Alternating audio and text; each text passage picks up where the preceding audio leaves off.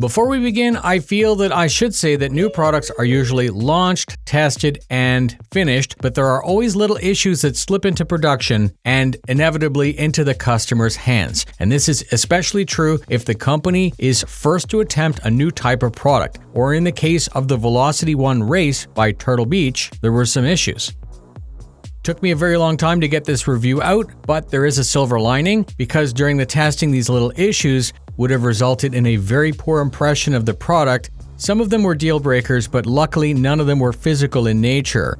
Firmware and software updates were done quickly, so it is my pleasure to release my formal review of this relatively new, unique entry into the sim racing market. Over the years, I've continued to have a unique opportunity to test many different types of hardware at various price points, and I have what I consider to be the best job ever, and I'm always excited to see a new product from Turtle Beach because they've never failed to innovate. These innovations are done by adding functionality or features that are not commonly seen within the scene. When I first began my journey into sim racing, there were very few options between the very entry level and the very high end, but now near the end of 2024, this is no more, as it seems that companies are more and more desperate to separate themselves, gain an advantage, or in this case, just offer something completely unique.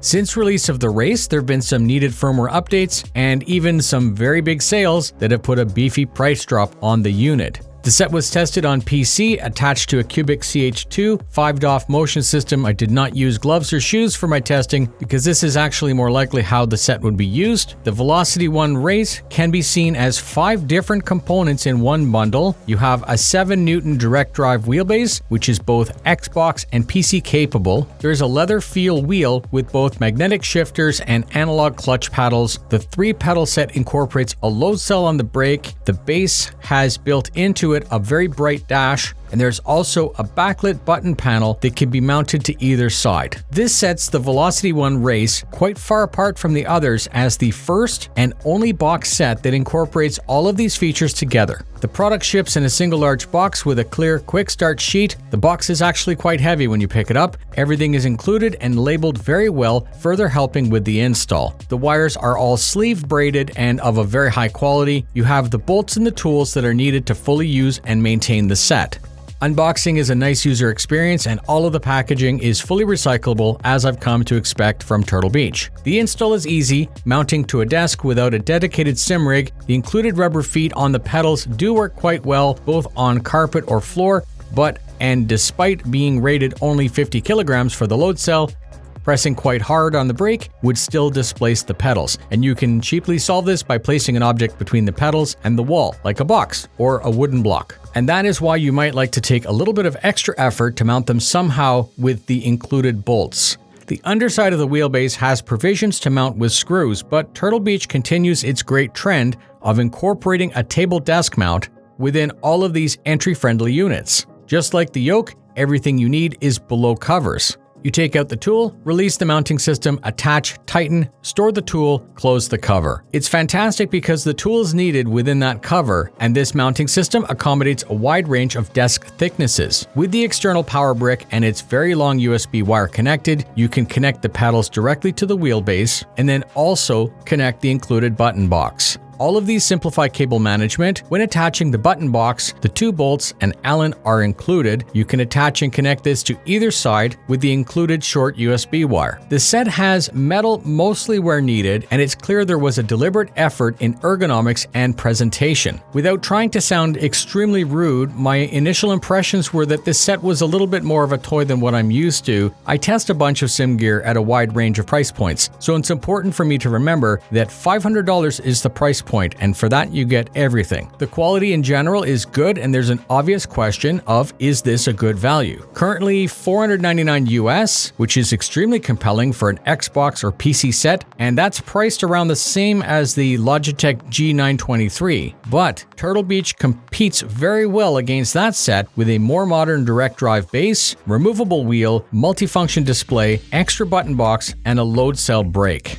And of course, many of you are going to say that there are better offerings from Fanatec, Moza, and Camis if you're willing to reach into a higher price point. But the race from Turtle Beach would seem to have the low cost to entry market cornered. So let me break this down even more to see if it's worth your time and if you should spend more on something else. For testing, I've mounted it to a Monster Tech MTS, offering a very stable place to drive from, and then I immediately downloaded the Turtle Beach software, and that forced me into a firmware update for about 10 minutes, and then after that, I was ready to go. By default, the large MFD screen offers a visual graph of what is being done to the set. And this is super slick because it's good for you, the user, to make sure that everything that's connected is working well. Not all of the bindings are bindable, as some are reserved to control and navigate the menu set, but there are still very many bindings that are left over. The screen, software, and phone app are your three gateways into all of the adjustments and settings. Most features can be set, as I said, directly from the wheel using the lower right encoder wheel. I'm going to cover the main menu features later in the video. The primary reason to have the screen would be to use it as a dash, and to get that to work properly, you do need to download a plugin that needs to run in the background, or you can use SimHub to bring it to life. You will also need to configure the plugin, and then you also need to physically set the screen to live. It's not really intuitive at first, and it's a lot less plug and play than I expected, but it does become quite simple to use once you've done it a couple times, and I got used to it. So it's fine. The base is quite interesting because it looks like it's plastic, but internally it's all metal where it matters. And I'm going to say again that the desk mount works quite well, and you can actually see inside through a very small plastic window showing off the direct drive motor. There's a lot of space inside, and that's probably done to accommodate the screen, and there seems to be no active cooling. The upward tilt of the screen works very well on a table, and if you're mounting to a rig, you'll have the ability to adjust it flatter to taste. On the front, you have your regular Xbox buttons. On the right, there's a power button, a K-drive button to help you tune the drive, and a 3.5mm headphone jack to connect to the onboard DAC. This is common throughout all of the Turtle Beach products, and it sounds fine with some tuning that you can do in the menu. On the rear is the power USB in plus 2 expansion ports, and one of them will be taken up by the pedals. Attached to the sides of the base is the button box. With the most recent firmware, many things that I really didn't like have been addressed. The start, stop, and K-drive buttons on the panels would simply flat out end your race with an instant power shutdown with a glancing touch. These can now be unmapped or remapped, which will prevent the problem, and the mount for the button box is actually a low point for using the set. It's quite unable to remain in place even with a light touch, and I'm sure you would be able to do something to support it, but it's still a shame nonetheless. The controls here are nicely backlit with a selection of clicky toggles, encoders, and deadman buttons. The wheel has a false leather texture, which is fine, but the core is plastic. It offers a D shape with a center mark at the top. It offers a fair experience with all types of driving, except for perhaps drift, where you would prefer to have a totally round rim. It's 300mm in size, which is a little bit on the small side, but it's very well suited for a base that has a 7N maximum output. The buttons are fine at the price point, as I said, and there are many of them. You can actually see the Xbox support with the ABXY left-right trigger, all labeled properly. The things that look like rotary encoders are actually normal bindings, except for the lower right one, which I spoke about, and that has some superior functionality for navigating the menu set. The magnetic shifters work, but it's only impressive when compared to other sets at the price point. Nice click, and the analog paddles below are a nice bonus. The pedals have a plastic base that do a fair job of resisting flex. It does flex a little bit, and as a user you won't notice it though. I feel that the set should perform well and last well for normal use. You do have some provisions for adjusting the position of the brake pedal left and right, and there are other simple options to perform very basic adjustments. You're able to unbolt and reattach the metal pedal plate higher or lower. The metal kick plate is quite strong and feels nice, and within the software you're able to tune how the parts work electronically. Major issue that seemed to have been patched out with the software was the very minimal range of the brake pedal, which made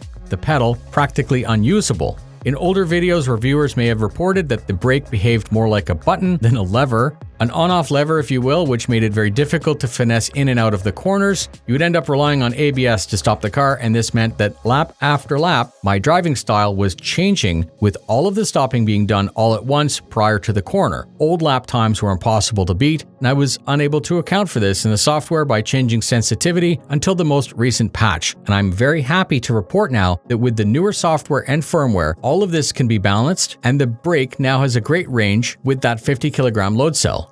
Gas and clutch are fine for the price point with a basic spring for resistance, and nothing else with the pedals stands out as being specifically bad. I'm going to quickly sift through the menu and end with my overall impressions. I said that the menu can be accessed through 3 different means: the PC app, the mobile app, and directly using the rotary encoder on the lower right-hand side of the wheel. The twist will give you the first option, which is to choose between Xbox and PC support. Changing this will restart the wheel, and you'll boot into that selected mode. The profile menu option will let you choose between 10 saved profiles. These are most easily adjusted on the PC app.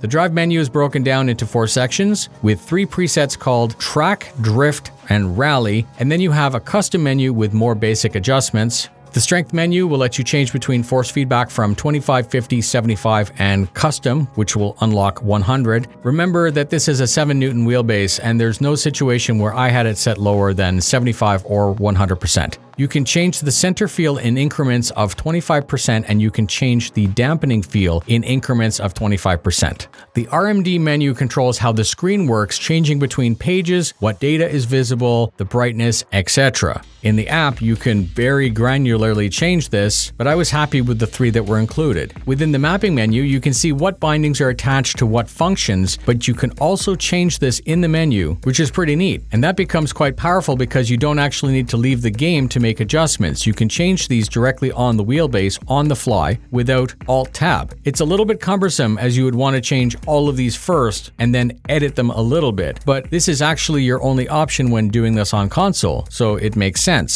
The menu subsystem is relatively easy to use, and it becomes one of those features that you didn't know you wanted until you have it. You're able to quickly change the lock-to-lock angle and also apply dead zone. It's quite helpful because, again, you don't need to Alt-Tab out of the game to switch between 360 and 900, for example. You have a provision for wheel dead zone, and I would never suggest using it on a steering wheel. Within the paddles menu, you can also choose dead zone for each of these, and you can also adjust the sensitivity. As I said, you should go to the brake setting and adjust it to the highest sensitivity and leave it there. You can choose what each of the steering wheel analog paddles do, and you can also apply a dead zone to those. Within Headset Mixer, you have all of the control that you would normally expect. Turtle Beach products, you can always choose EQ settings, modify the volume, apply filters. It's all quite impressive. You have RGB colors and brightness for all the buttons. You can switch RGB to breathing and other effects to suit your tastes. You can turn the lights off, but that makes it hard to use. The app menu is where you would pair your mobile via Bluetooth to allow you to do all of these controls from your phone. And within the subsystem, you can also check your firmware, adjust screen brightness, and restore everything to default. So in general, there's a lot of information at your fingertips and a lot of things that can be set directly from the wheel.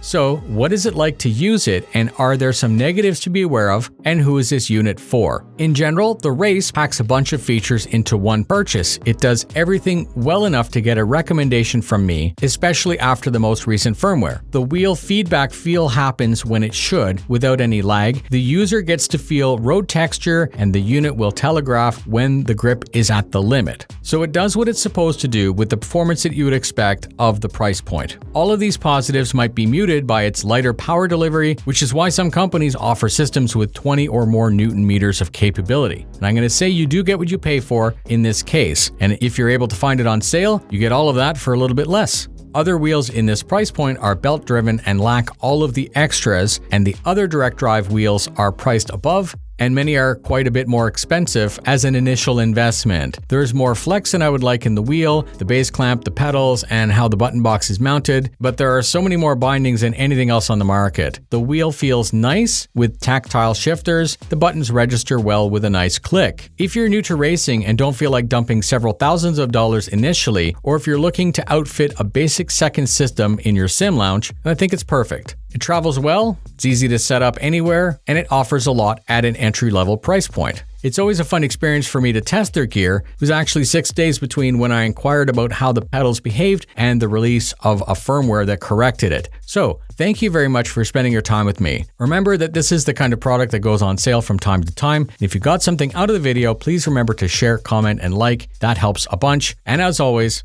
keep rubber side down. See you soon.